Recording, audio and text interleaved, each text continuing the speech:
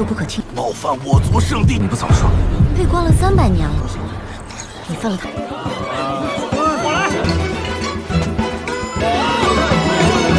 生气。痴情咒，可是魔教中人。 Halo semuanya, selamat datang di Ruang Sinema. Bagaimana kabar kalian semua? Semoga selalu sehat dan baik-baik saja. Sesuai jadwal, jadi pada hari ini kita akan kembali melanjutkan series Donghua Jet Dynasty season kedua episode terbaru. Yang mana ini adalah episode yang ke-49. Bagi yang mau bergabung dan series ini, kita sudah sediakan playlistnya. Jadi kalian bisa dengan mudah menjadi di mana episode awal dari series ini. Sebelum kita mulai episode terbarunya, kita akan melihat dulu apa saja yang telah terjadi pada episode sebelumnya. Tepatnya pada episode 48. Di minggu kemarin, Xiaofan dan juga Lusuki tidaklah bertarung. Mereka berdua saling bicara satu sama lain. Lebih tepatnya Lusuki saja yang berbicara, sedangkan Xiaofan mendengar apa yang dia katakan. Inti dari percakapan mereka itu adalah ungkapan rasa kagumnya kepada Xiaofan.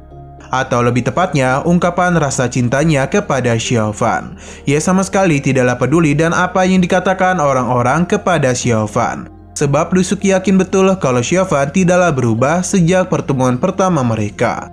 Dan kebaikan itu juga tidak akan pernah berubah kepadanya. Hanya saja Lusuki sudah cukup lama menunggu Xiaofan untuk kembali. Jadi dia merasa kesempatan Xiaofan untuk kembali mungkin sudah tidak ada.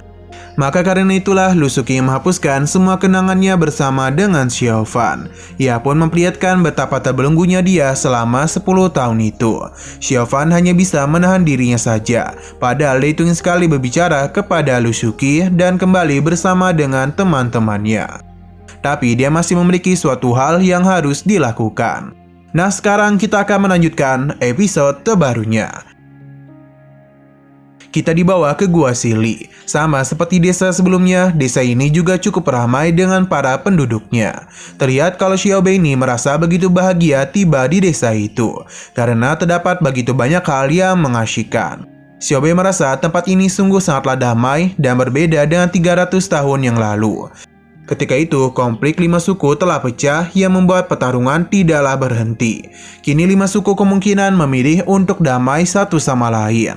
Xiaofan menanyakan tujuan mereka selanjutnya, yang mana dia akan membawa mereka pergi ke altar Gua Siling. Xiaofan tidak sengaja bertabrakan dengan salah seorang pria. Xiaobei memberitahu kalau altar semua kelompok etnis di Xianjing Selatan adalah altar tempat suci mereka sendiri. Bagi mereka, penyihir dianggap sebagai utusan para dewa. Xiaobei sedang membicarakan para penyihir yang bisa membangkitkan seseorang. Orang-orang yang dirinya lihat bisa menggunakan teknik kebangkitan. Mereka dikenal sebagai penyihir hebat dari klan Jin. Sesaat kemudian, Xiaofan dan Xiaobei ditahan oleh para penjaga altar. Xiaofan memohon untuk mempertemukan dirinya dengan penyihir agung. Akan tetapi para penjaga sama sekali tidak menanggapinya. Jadi Xiaofan mencoba untuk menjelaskan dengan gerakan tangan. Akan tetapi sepertinya itu adalah kesalahan besar. Karena para penjaga tersebut seketika saja mengepung Xiaofan dan Xiaobei. Ternyata Xiaofan telah melanggar aturan tabu mereka. Xiaobei menjelaskan kalau altar merupakan tempat suci untuk beribadah. Hal itu tidaklah boleh disebut dengan kata-kata mudah. Apalagi menggunakan jari, itu sama saja dengan menghujat. Seharusnya sejak tadi Xiaobei ini memberitahu dirinya. Hanya saja Xiaofan lupa kalau gadis ini sudah dipenjara selama 300 tahun lamanya. Jadi tentu ia tidak bisa mengingat begitu banyak hal. Penduduk desa mulai kesal karena 2 tamu mereka ini saatlah berani menyinggung altar tempat suci suku mereka. Penduduk desa mulai kesal karena 2 tamu mereka ini saatlah berani menyinggung altar tempat suci suku mereka. Di saat orang-orang terus mencela Xiaofan, ada salah seorang pria yang masih membela Xiaobei. Bahkan dia itu berniat untuk menjadikannya sebagai istri. Alhasil dirinya pun diulti karena masih saja memikirkan hal tersebut.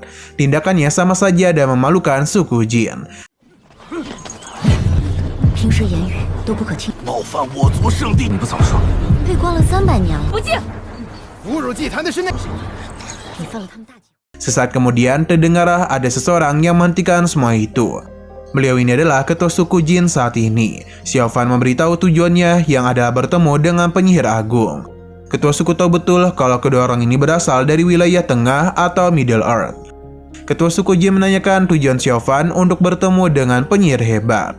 Xiaofan memberitahu kalau dia memiliki seorang teman yang terluka parah akibat jiwa rusak.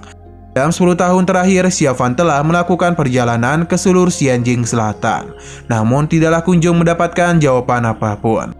Hingga dia mendengar kalau penyihir hebat memiliki sebuah obat. Jadi dia memohon bantuan kepada penyihir agung. Xiaofan serta berharap mereka bisa membantu dirinya. Mendengar ceritanya membuat kepala suku ikut bersedih. Dia pun meminta mereka untuk menunggu di sini. Mendengar hal tersebut membuat Xiaofan lega dan berterima kasih kepada mereka. Para penduduk yang tahu Xiaofan dimaafkan memilih untuk pergi saja karena masalah sudah selesai. Ketika Xiaobei sedang menikmati waktunya, berbeda Xiaofan yang terlihat begitu gelisah. Saking lamanya dia menunggu, salah satu penjaga pun memberikan sesuatu kepada Xiaofan. Sepertinya ini adalah air, jadi dia meminta Xiaofan untuk meminumnya. Xiaofan paham, namun baru saja beberapa tegukan, ia baru sadar kalau ini bukanlah air bening, melainkan air jahat. Para penjaga mentertawakannya karena sepertinya Xiaofan tidaklah tahan dengan anggur.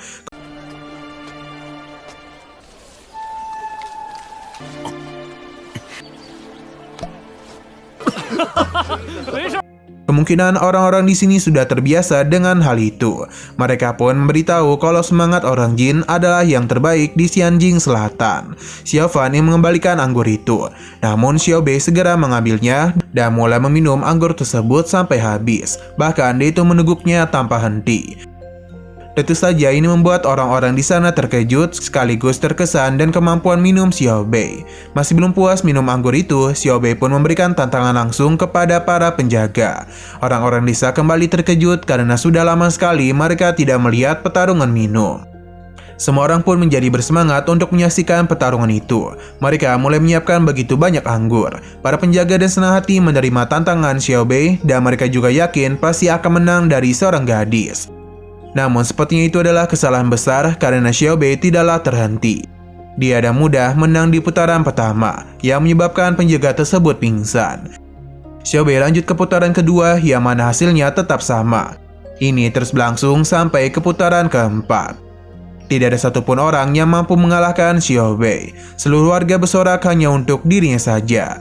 Kemenangan Xiaobei pun berhasil menarik perhatian seseorang pria dan tubuh yang sangat besar.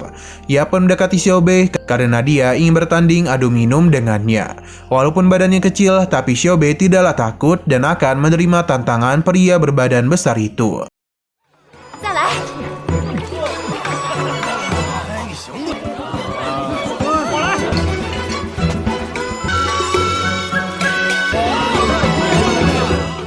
Namun sebelum itu kita dibawa kembali kepada kepala suku, yang mana dia bertemu juga dengan penyihir agung. Ia memberitahu kepada penyihir agung mengenai dua orang aneh yang berasal dari dunia tengah telah datang kemari untuk bisa bertemu dengannya. Namun penyihir agung sepertinya menolak hal tersebut karena selama ratusan tahun ini dia tidak pernah meninggalkan altar. Ia juga menanyakan tujuan orang-orang tersebut mencari keberadaannya. Ketua suku mulai menceritakan tentang perkataan Xiaofan sebelumnya yang ingin meminta penyihir agung untuk membantunya menyembuhkan temannya. Penyihir agung menolak karena dia melayani Tuan Inugami siang dan malam, jadi tidak ada waktu baginya untuk menyembuhkan seseorang. Dengan kata lain, dia itu ingin menolak kedatangan Xiaofan. Hanya saja patung Inugami mengalami sesuatu. Alhasil penyihir agung pun penasaran sebenarnya penyakit apa yang ingin dirinya obati. Alhasil ketua suku menjelaskan tentang seseorang yang tidak bisa bangun selama 10 tahun, dikarenakan satu jiwanya yang tersisa. Ketua suku pun ingin pergi, namun penyihir agung kembali memintanya untuk berhenti, karena dia ingin bertemu dengan orang-orang tersebut. Kembali keluar yang mana Xiaobei masih win streak, dan pria besar tadi pun tergeletak akibat terlalu banyak minum. Para warga sekali lagi bersorak untuknya, sedangkan Xiaobei sedang minum dengan santuy. Terlihat dan jelas kalau Xiaobei ini benar-benar telah teler. Ia pun melihat Xiaofan yang sedang menanyakan kondisinya. Secara tiba-tiba saja, ia pun menyuruh Xiaofan mendekat untuk menanyakan apakah dia menyukai dirinya. Xiaobei juga langsung memeluk Xiaofan yang bikin Mimin iri sekali.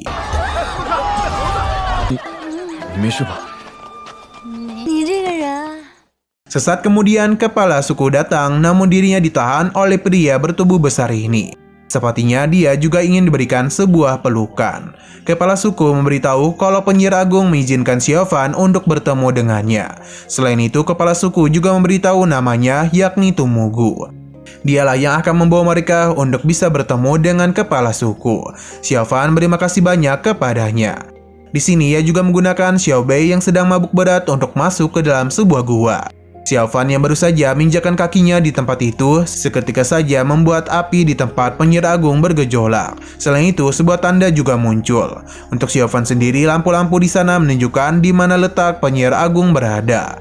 Penyihir agung meminta Tumugu untuk meninggalkan mereka karena ada sesuatu yang ingin dia bicarakan dengan Xiaofan.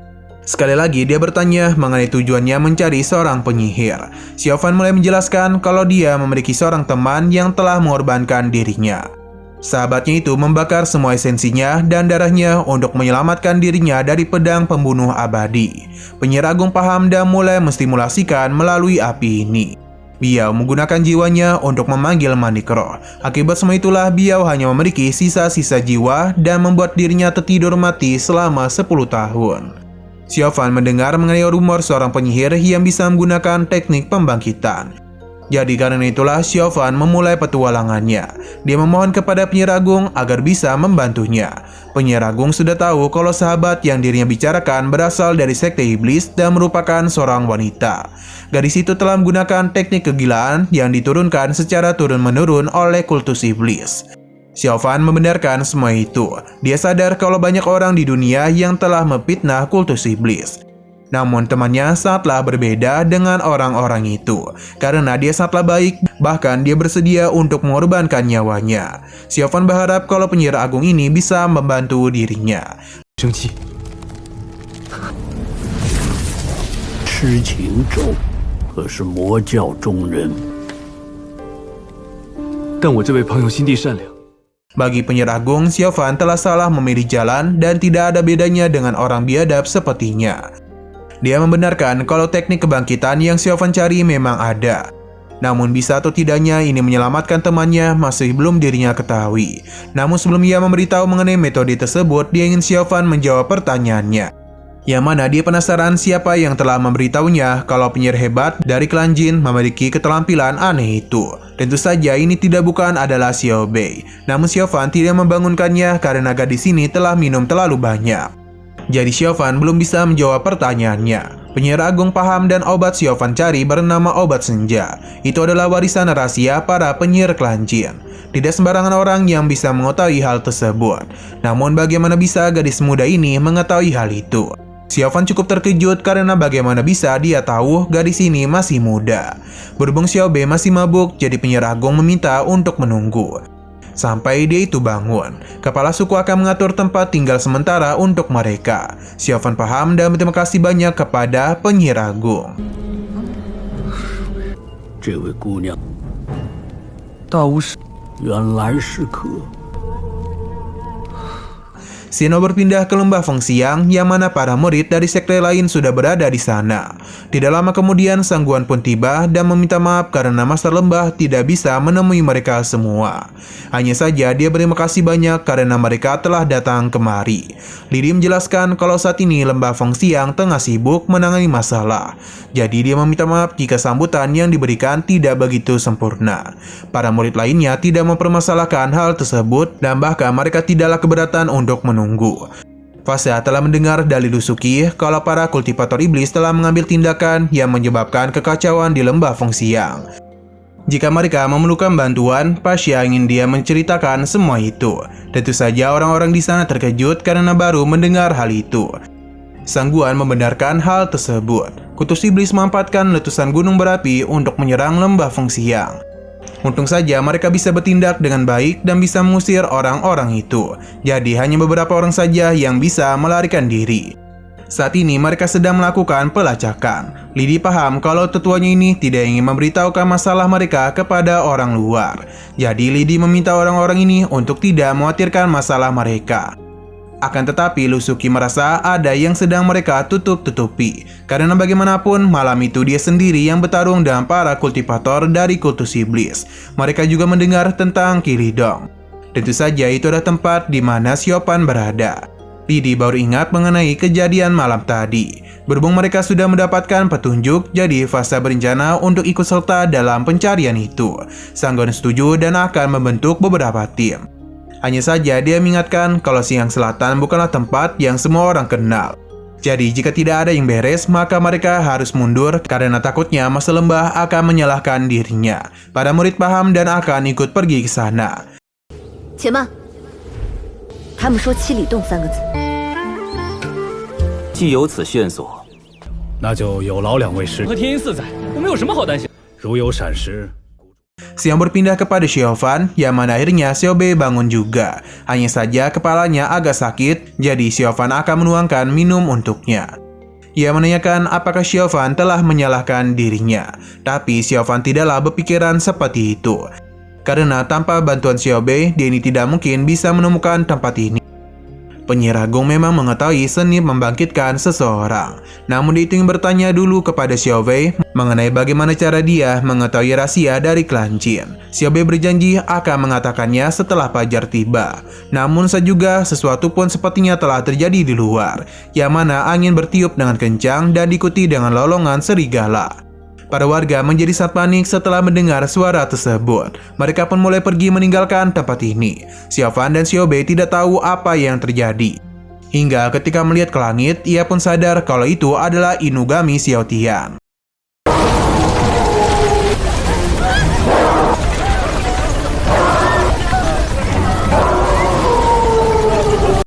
Nah, sayang sekali episode pada hari ini harus berakhir dulu.